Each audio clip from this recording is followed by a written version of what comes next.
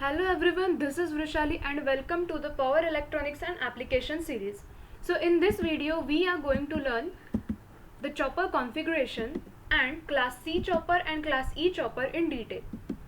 So this is the classification of chopper which we have already studied in our first video, and in that here the class C and class E choppers which are 2 quadrant and 4 quadrant. So according to the circuit operation, the choppers can be categorized as a first quadrant, 2 quadrant and 4 quadrant. This is depend on the polarity of output voltage and output current. So for class C chopper, when the output voltage is positive and output current I0 can be positive as well as negative. In case of class E chopper, which is a 4 quadrant chopper, output voltage and output current can be positive as well as negative.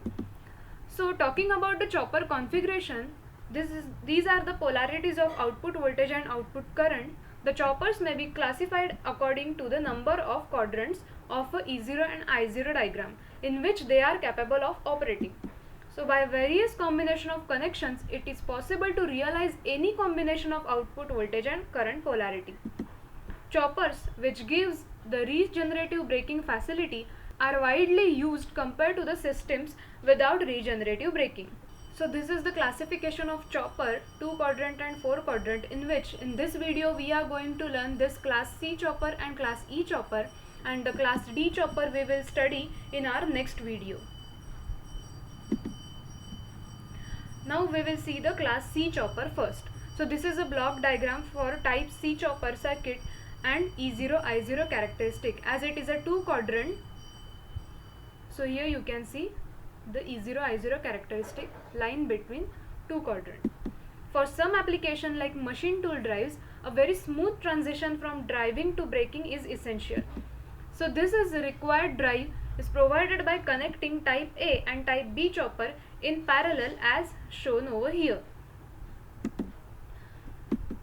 For the first quadrant operation, the CH1 and D1 perform functions. So this is a CH1, that is a chopper 1, and D1. These two perform function for the first quadrant operation. If the average load current I0 is high enough, then the CH2 and D2 do not conduct, even though the CH2 receives the gating signal. For the second quadrant operation, the CH2 and D2 perform the function, this chopper 2 and diode 2. If the average load current I0 has a sufficiently large negative value, then the CH1 and D1 do not conduct for second operation, even though this CH1 gets the signal. So this modifies the first quadrant operation and converts it into second quadrant operation, which is shown over here. So initially, when the both choppers are off, both the diodes D1 and D2 becomes off. Therefore, the load is isolated.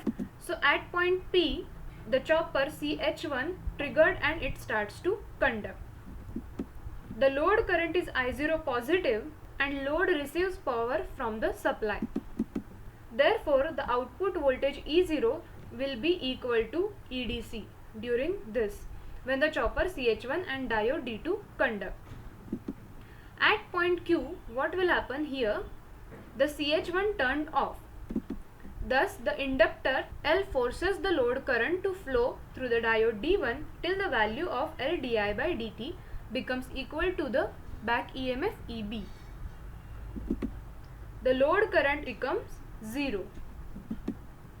Therefore, the diode D1 conducts from the point Q to R. Now at point R, what will happen? If the gate signal of chopper CH2 is available, the back EMF EB of the motor forces current in the opposite direction through L and CH2. So this continues until CH2 is turned off completely and CH1 is turned on again. Now when the CH2 is turned off, the energy of the inductance forces current through the diode D2 of the supply. The input current becomes negative, and during this period CH1 cannot conduct due to the reverse bias. But it comes into conduction when the input current reduces to 0 and provided that the gate signal is available at CH1. So both the load and input current becomes positive. Hence, it becomes clear that the load voltage E0 will be 0 if the chopper CH2 and diode D1 conduct. It will become E0 is equal to EDC if the chopper CH1 and diode D2 conducts. So in both cases, the value of E0 will be positive. However, the load current I0 have to be positive or negative direction. If the chopper 1 is on and D1 diode conducts, then this load current will be positive. If chopper 2 is on and D2 conducts, then load current will be negative. Since the average load voltage E0 is positive and average load current I0 is reversible, the product of E0 into I0, that is a voltage into current, that is power flow, also will be reversible. So both thyristor may not be turned on simultaneously because that would short circuit the source EDC, so they are turned on alternately. This chopper configuration is used for both motoring as well as regenerative braking of a DC motor. The quadrant in which the chopper is operating may be determined by E0 is equal to T on upon T into EDC.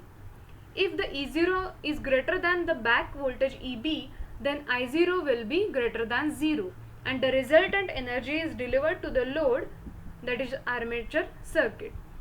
On the other side, if the E0 is less than EB, that is the output voltage will be less than the back voltage, then the I0 is less than 0 and the net energy flow is to the source EDC. When T on is equal to T, the chopper 1 conducts continuously. I0 is equal to I0 min is equal to I0 max, which is equal to EDC minus EB upon R. When T on is equal to 0, the chopper 2 conducts continuously, which is given as I0 is equal to minus EB upon R. But this is the state in which all regenerated energy is dissipated in the load circuit resistance. So this is about the class C chopper. Now we will see the class E chopper. The 4-quadrant chopper system can be considered as a parallel combination of two C-type choppers. So whatever we have studied, here the parallel combination of that class C chopper is used to make the 4-quadrant class E chopper. So in this chopper configuration with the motor load, the sense of rotation can be reversed without reversing the polarity of excitation. So the parallel combination of two C-type choppers. So the first one is CH1, CH4, D2 and D3. This forms a one type C chopper, whereas CH2, CH3, D1 and D4 forms another C-type chopper. So parallel combination of these two chopper makes class E chopper. If the chopper CH4 is turned on continuously, then the anti-parallel connected pair of devices CH4 and D4 constitute a short circuit. The chopper 3 CH3 may not be turned on at the same time as CH4 because that would create short circuit EDC.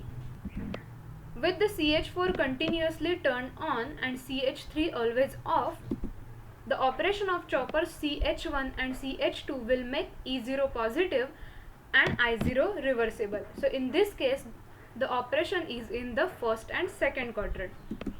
If the CH2 is continuously on and CH1 always off, the operation of CH3 and CH4 will make the E0 negative and I0 reversible. So this is the operation in third and fourth quadrant.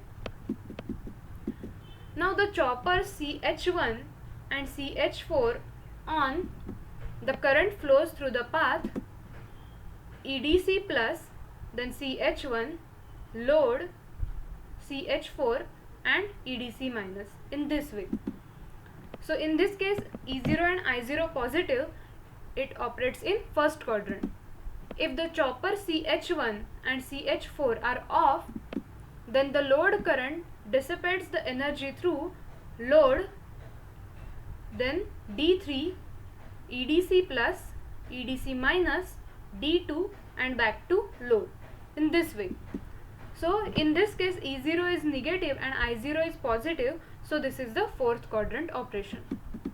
Now if the chopper CH2 and CH3 are on, then how will current flow?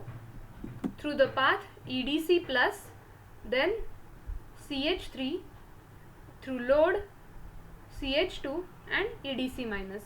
So this is the operation in third quadrant as E0 and I0 are negative.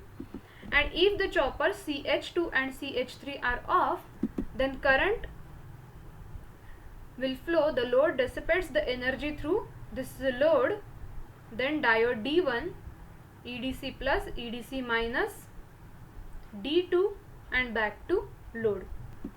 So in this case E0 is positive and I0 is negative, so this is a second quadrant operation. So in this way 4 quadrant operation are possible in this class E type of chopper.